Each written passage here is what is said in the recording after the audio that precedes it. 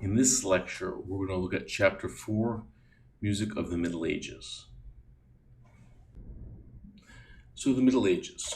The Middle Ages is a period from about 476 up into 1450. And during this time frame in history, everyday life was really, really difficult. It was really challenging. We had a lot of brutal warfare. Plagues were throughout the Middle Ages. Okay, most people during this period were illiterate, with the exception of the nobility or members of the Catholic Church. We do see feudalism as the main form of, they call it the main secular framework. Now, what is feudalism? So feudalism is basically it's a system of protection where if I'm a peasant or a farmer or so forth, I'm going to, work the fields, and I'm going to give the nobility some of my crops or some of my whatever my produce to them, and in return, the nobility is going to hire knights or an army to come protect them from outside invaders. Okay, so again, that's basically in a nutshell what feudalism is. Okay. We do have two main institutions during this time. We have the church, which is going to be the Roman Catholic Church, and then we have the court. Okay, and the court is still kind of under the power of the Catholic Church because there's only one religion. But we see a kind of a duality where the church and most nobility or aristocratic courts are vying for this political power.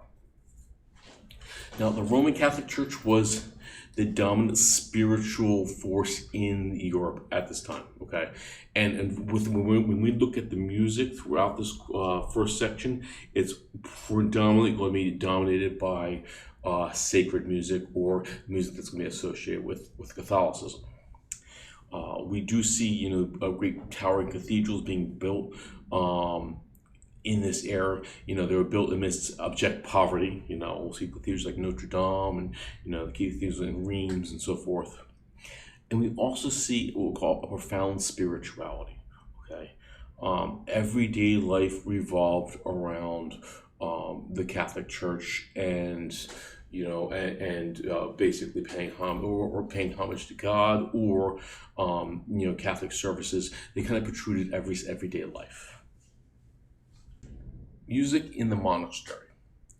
So religion was centered around rural monasteries throughout Europe. Okay, and we have kind of two separate institutions. We'd have monasteries, which for monks, and then of course convents for nuns as well, and they definitely were segregated. Of course, a life in these monasteries was extremely difficult. It was dominated by work and by prayer.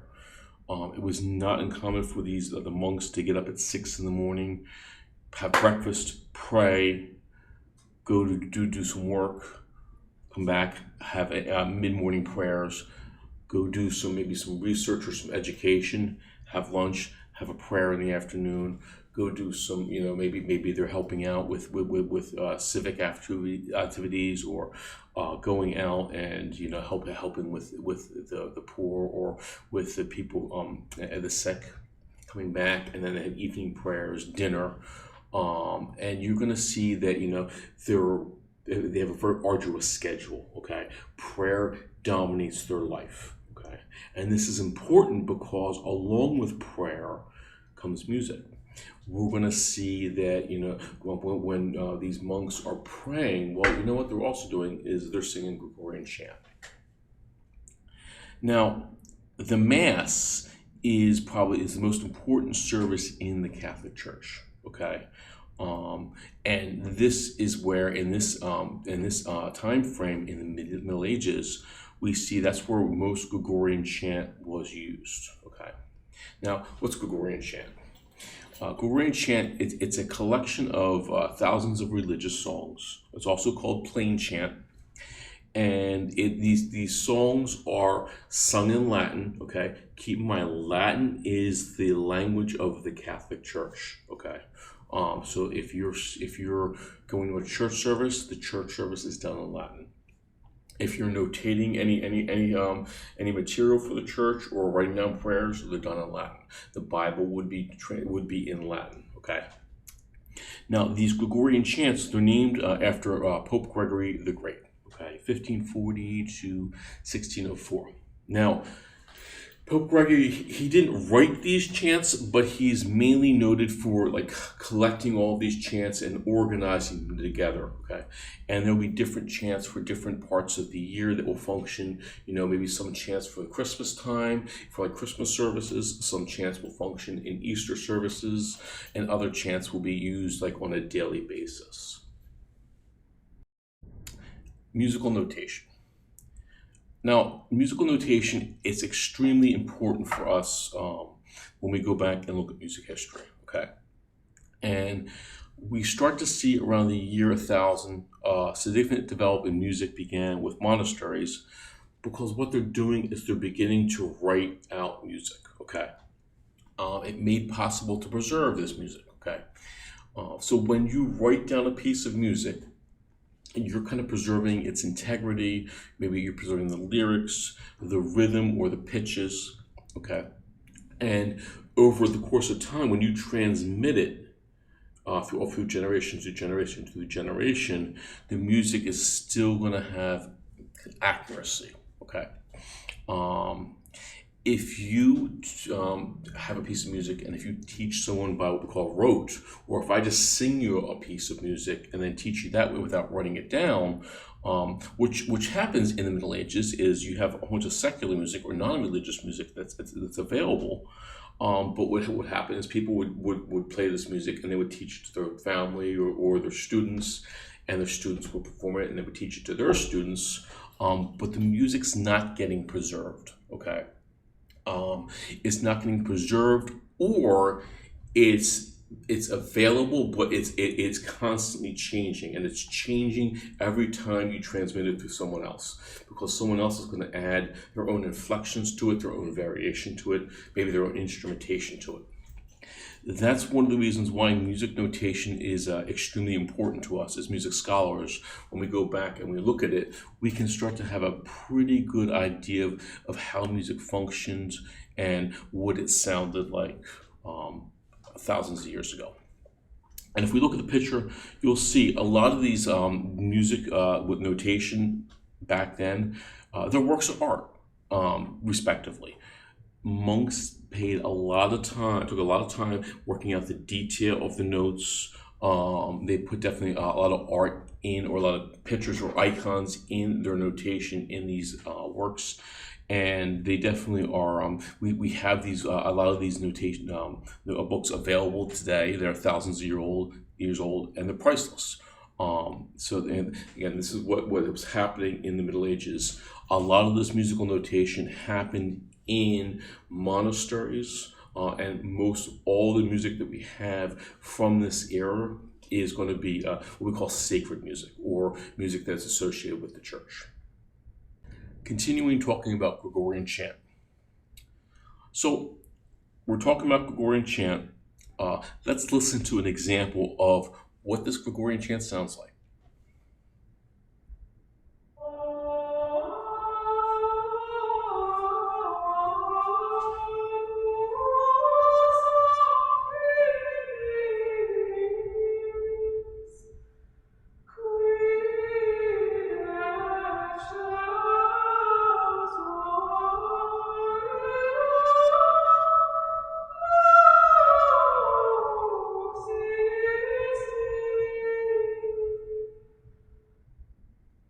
Okay, so if we're listening to this, there's a couple things that go into this piece.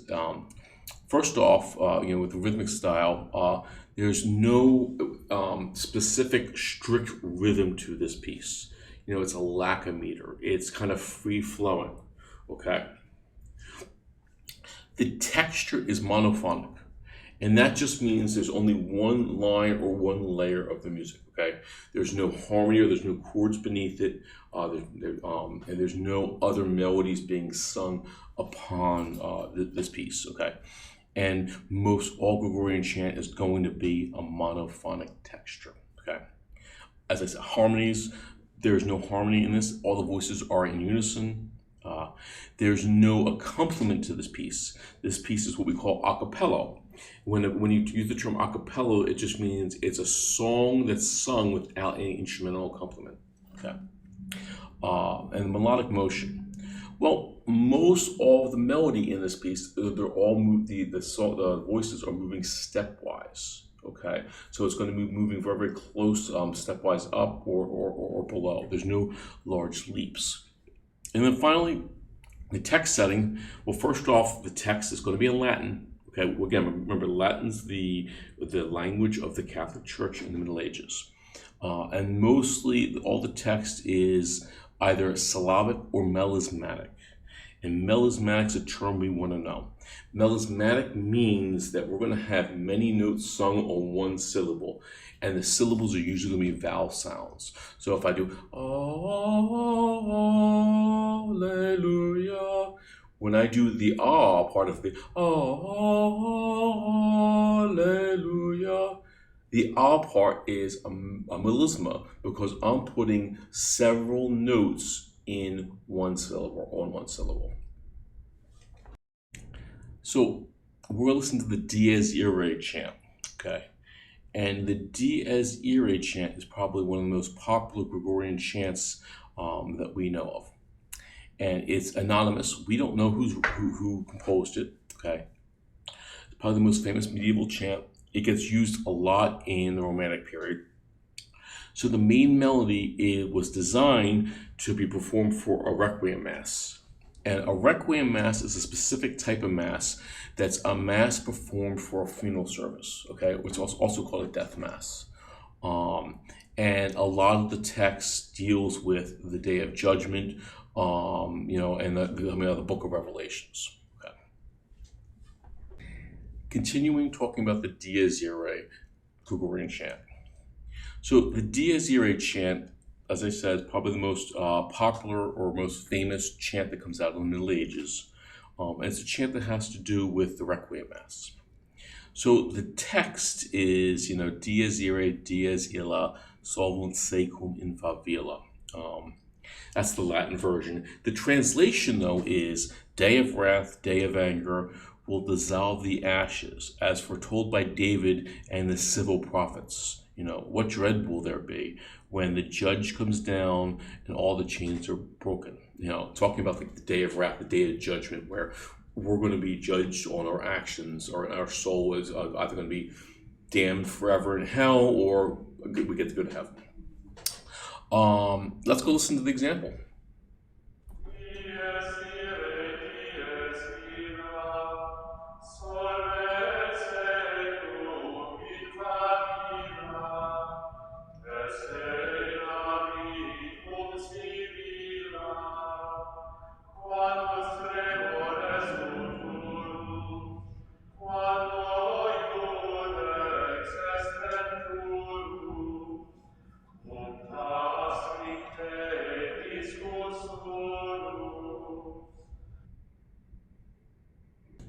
Hildegard von Bingen. Hildegard von Bingen is a nun in the Middle Ages, and she's an example of a female composer of the Middle Ages. And this was really, really rare. Okay, it's not the norm. So she was a woman of extraordinary intellect and imagination. And she was born in Germany, and then she went in the convent, I believe, on her 18th birthday. And she spends most of her life in the service of the church. Okay, she ends up founding her own convent, but she's advising popes and kings, and so she's definitely sought after for advice. And she's also considered what we call like a Renaissance woman. Okay, she writes poetry. She's a playwright. She's a musician. She's a pharmacologist. So she's doing all these things and doing them very, very well. Later in life, she does have visions. She believes God's speaking to her, and she transforms these visions into poetry and into chant.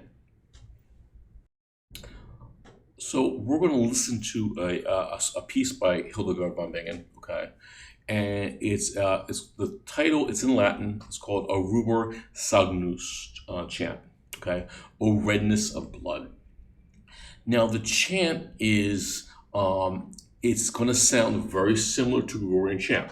Okay, the difference is they're not using it's not a sacred prayer that's anonymous by the Catholic Church. This is text that's written by Hildegard von Bingen. Okay, so the chant sets Hildegard's own vivid text. Okay, and the text honors Saint Ursula, along with thousands of women believed to be slaughtered by the Huns in the 4th or 5th century.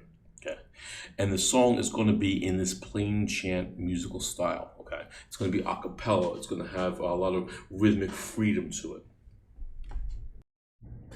Continuing talking about Hildegard von Bingen, so the piece O Ruber Sagnus chant.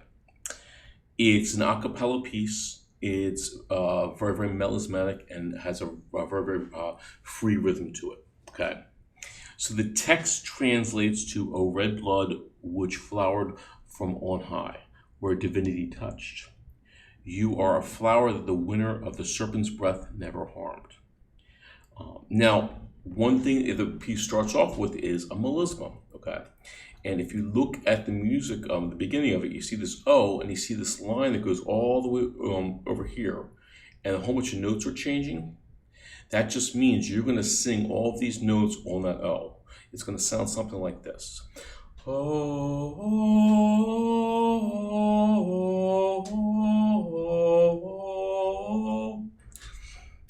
I'm not going to subject you to my singing. We're going to listen to the example, but again, that's what a melisma would be. Okay, it's many notes under one syllable. Okay, let's go listen to the example.